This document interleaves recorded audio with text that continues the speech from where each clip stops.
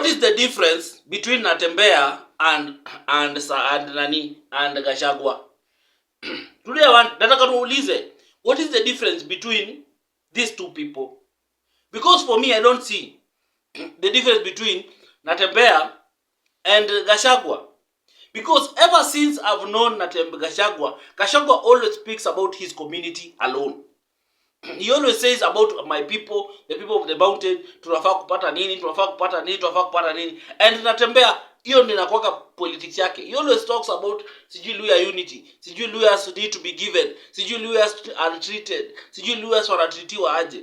Surely, it is high time we need to start interrogating the kind of leaders we are praising outside here.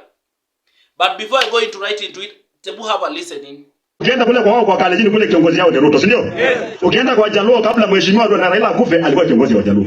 Ukienda kwa Wakamba kuna Kalonzo Musyoka, si ndio? Sisi wa Luhya wameweka watu wawili huko mbele, Maziwa Lala, wawili.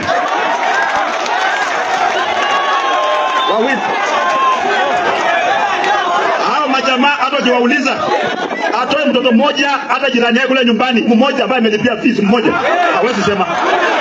Utamu wa uongozi ni kupata ile kiti kubwa.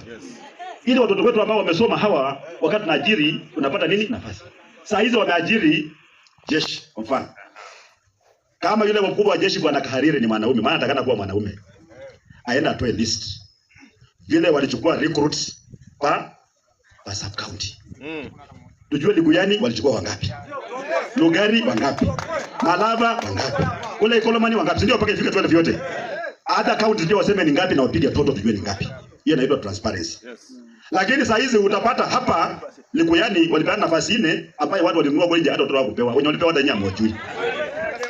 Ukienda Kericho wamewapatia nafasi 187. One sub county. Tumeelewana? Hao ndio wanachukulia mchana, ikifika usiku iko basi. Ile Wetangula kwanza sema atakuja na anajua kuna kuanga na basi. Ya kuja kuchukua vijana kupeleka wapi? Huko.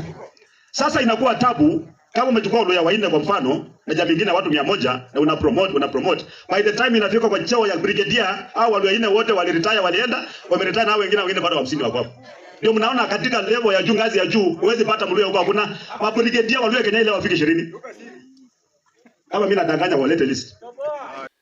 It is high time we need to start interrogating the kind of leaders sisi wenyewe tunasifu hapa nje.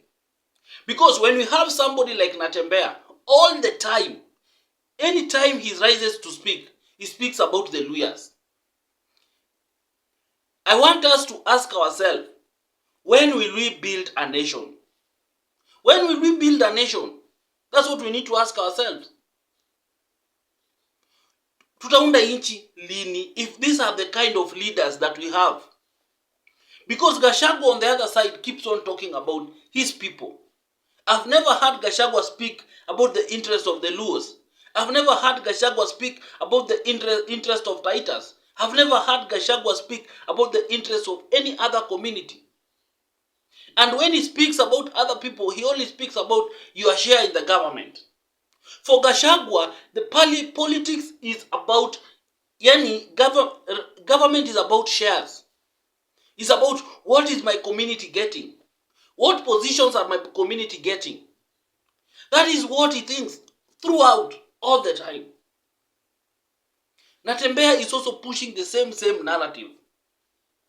Mimi, one thing I can never be, I can never play politics of exclusion. No. I can never push politics of exclusion. That one, I'd rather have very few followers, I'd rather have very few subscribers, if that is the narrative I'm going to push. I cannot have politics of exclusion. Because that anytime I want to speak, I only speak about the Luhyas. Anytime I need to open my mouth, I only speak about the Luhyas. We are a nation. There is no tribe in this country that is superior to another tribe. It doesn't matter the kind of numbers that you can pull. That one doesn't count. There is no tribe that is greater than the other tribe. And the moment we start seeing people based on their capacity and intellectual ability, that is the day this country will change. Not on the capacity of which tribe you come from. I see people praising Gachagua all the time. But Gachagua has never pushed a nation building narrative. He keeps on saying, our tribe, our tribe, our tribe. I have seen Raila, even when he has power to give positions, he has always considered the whole country. Even with a little position in particular, he has always made sure that he has spread it enough. And we have not seen Raila go anywhere on platforms and push on the narrative of the interest of the Luhyas. Even if he has spoken about the Luhyas only one or two, and he has always spoke about Luhyas in a parable way, in a metaphorical way. When he addressing Luhyas, he speaks in a language that only Luhyas can understand. But 90% of Raila's speeches have always been about the interest of the whole country. So when will we get a Raila in all this? If the people that should steer us into the future are the people who are now pulling, everyone is pulling his tribe, everyone is pulling his tribe. So we as Kenyans, we must sit down and interrogate the kind of narratives we are getting from these leaders. Otherwise, we are going to destabilize this country so much. So much. I don't hear Ruto anywhere speaks about the Kalenjin community, despite the fact that he has given them a lot of spaces in the government. But he never goes somewhere in the public and speak about Kalenjin community. The Kalenjin must have this Kalenjin. Even when he was the deputy president, he never spoke about that. Even when he was the minister, William Ruto never used to go around and speak about that. He understands that you must have a backing of the community, yes, but you must always be seen as fighting for the interest of the whole country. It is very sad when I hear people like Gachagua, the only thing they speak about and Natembeya is, and you cannot, when you speak, you are told that, when you try to call them out, you are told that, wewe nyamaza. No. This country, people need to tell each other the truth. We must have leaders that reflect national image, not leaders that reflect tribal image.